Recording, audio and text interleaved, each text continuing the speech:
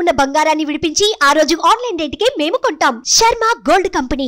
మంగళగిరిలో విజయం అందుకున్న నారా లోకేష్ రికార్డులు బద్దలు కొడుతున్నారు. లోకేష్ దెబ్బకు రికార్డులు బద్దలయ్యాయి. 2024 ఎన్నికల్లో వైసీపీ అభ్యర్థి మురుగుడు లావణ్యపై టీడీపీ అభ్యర్థి నారా లోకేష్ 41,000 ఓట్ల మెజార్టీతో విజయం సాధించి రికార్డులకు తిరిగిరాశారు.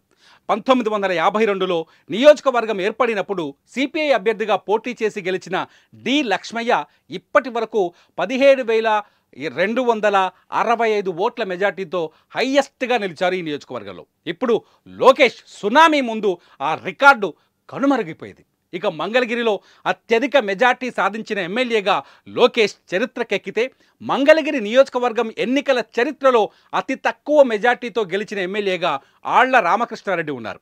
2014 ఎన్నికల్లో వైసీపీ అభ్యర్థిగా పోటీ చేసిన ఆళ్ల రామకృష్ణారెడ్డి టీడీపీ అభ్యర్థి గంజి చిరంజీవిపై 12 ఓట్ల తేడాతో గెలిచారు. గత 5 ఏళ్లుగా నారా లోకేష్ ఎన్నో రకాల విమర్శలను ఎదుర్కొంటూ వస్తున్నారు. ఒక్కసారి కూడా ప్రత్యక్ష ఎన్నికల్లో గెలవలేదని ప్రతిపక్షాలు లోకేష్ను టార్గెట్ చేశాయి. వాటన్నింటికీ నారా లోకేష్ తన విజయంతో సమాధానం చెప్పారు.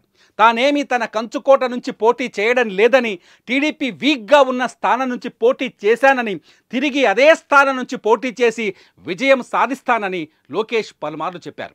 ఇప్పుడు ఆయన విజయం వైసీపీకి చెంపపెట్టులా ఉందని చెప్పాలి. సుమన్ టీవీలో మీ పర్సనల్ అండ్ బిజినెస్ ప్రమోషన్స్ కోసం కింది నెంబర్కి కాంటాక్ట్ చేయండి.